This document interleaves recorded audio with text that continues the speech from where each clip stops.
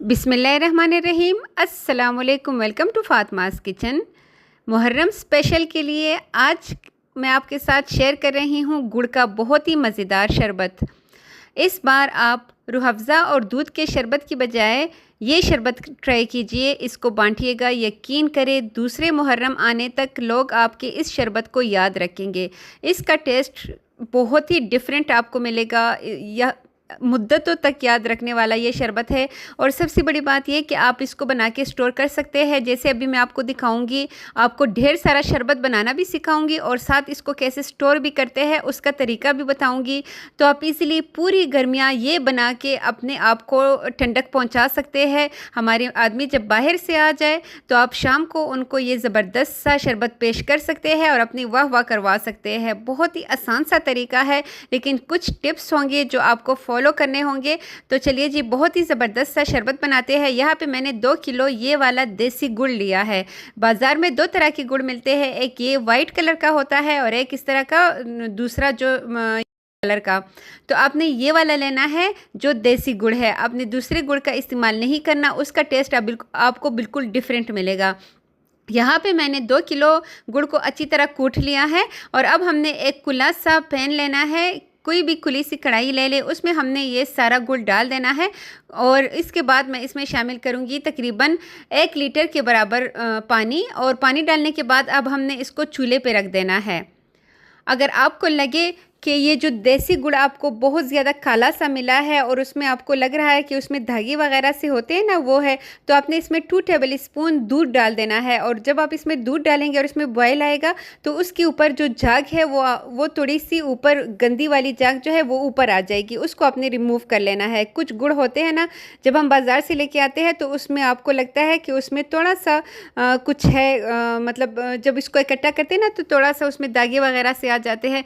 तो फिर आपने इसमें थोड़ा सा दूध डाल देना है और उसको बॉयल होने के लिए रख देना है। लेकिन यहाँ पे मेरा गुड़ जो है ये बहुत ही ज़बरदस्त सा हमारे जानने वाले को की अपनी वो है, जिसको गाने बोलते हैं वो है, तो वो लेके आए हैं। तो साफ़ सी गुड़ है।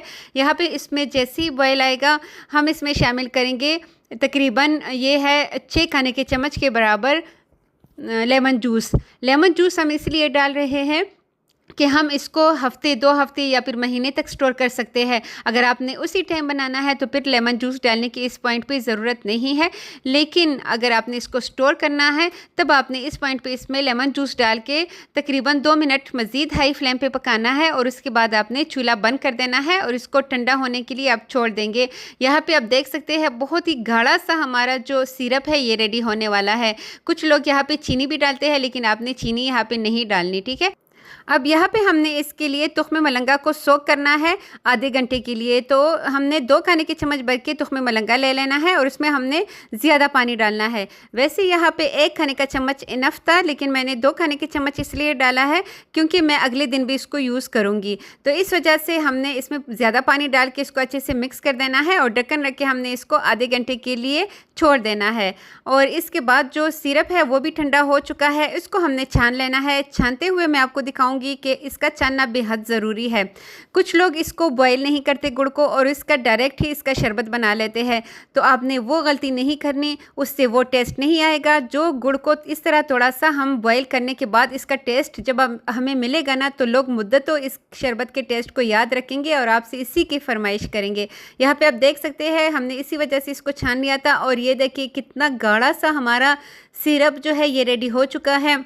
इसको आपने साफ़ से शीशे के बोतल्स में डाल देना है, लेकिन बोतल में थोड़ा सा भी एक कतरा भी पानी का नहीं होना चाहिए, वरना ये सिरप बहुत जल्दी ख़राब हो जाएगा। इसी वजह से बिल्कुल ड्राई बोतल में आपने इसको डाल के आपने बिल्कुल अच्छी तरह इसको टाइट कर लेना है और इसको आप फ्रिज में रख सकते हैं। आपने गर्म भी बोतल में नहीं डालना। अब यहाँ पे मैं आपको कुछ बना के दिखाऊँगी। यहाँ पे 2 कप भर के मैंने सिरप लिया है। पहले मैंने ढेर सारा बर्फ़ ले लिया, उसमें 2 कप भर के हम सिरप डालेंगे। ये तकरीबन 30 गिलास मैं बना रही हूँ।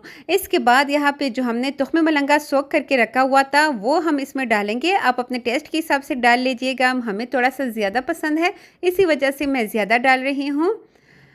और इसके बाद हम इसमें डालेंगे काला नमक। काला नमक मैं आपको दिखाती चलूँ, 30 गिलास में यहाँ पे तकरीबन मैं डाल रही हूँ 2 चाय के चम्मच के बराबर काला नमक वो डाल देंगे और साथ ही ठंडा यख हम इसमें पानी डालेंगे। ठंडा यख पानी आप अपने हिसाब से इसमें डालिएगा। हो सकता है आपका सिरप थोड़ा सा पतला हो या थोड़ा सा और गाढ़ा हो, तो आपने इसको टेस्ट करना है कि हमें इसमें और सिरप डालने की ज़रूरत है या नहीं।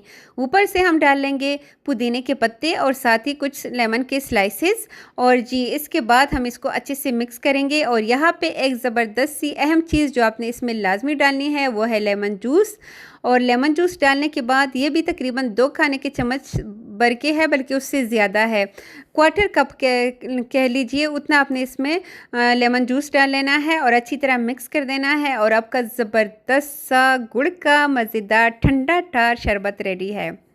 आपके इर्द गिर्द अगर कोई मज़दूर काम कर रहा है और आपको दोपहर के टाइम आप इनको बना के पिलाइएगा, यकीन करें अल्लाह पाक आपको अभी ज़मज़म पिलाएगा। अगर आप इस तरह आगे पीछे अपने पास जो भी आपके पास कोई मज़दूर वग़ैरह काम कर रहे हैं, तो आप गर्मियों में उनको ये शरबत पिलाइएगा, यकीन करें आपकी दिन और दुनिया दोनों खूबसूरत हो जाएंगे। तो यहाँ पे ज़बरदस्त सा गुड़ का शरबत रेडी है। ये तकरीबन 28 से 30 गिलास मेरे ख़्याल में है अंदाज़न, और बहुत ही ज़बरदस्त। अभी मैंने इसको टेस्ट किया, इसमें और सिरप डालने की बिल्कुल भी ज़रूरत नहीं है। ठंडा टार शरबत हमारा रेडी है। बाकी जो बोतल में मैंने डाला है उसको हम स्टोर करेंगे और डेली जब हमारा जी चाहेगा हम इसको बना के ख़ुद भी इंजॉय कर सकते हैं और दूसरों को भी खिला सकते हैं। तो अगर आपको वीडियो अच्छी लगी है तो आपने इसको शेयर करना है, लाइक कीजिएगा। अगर चैनल पे नए हैं तो चैनल को सब्सक्राइब कीजिएगा। अपना ढेर सारा ख्याल रखिएगा। मिलते हैं नेक्स्ट किसी ज़बरदस्त सी रेसिपी के साथ। तब तक के लिए अल्लाह हाफिज़।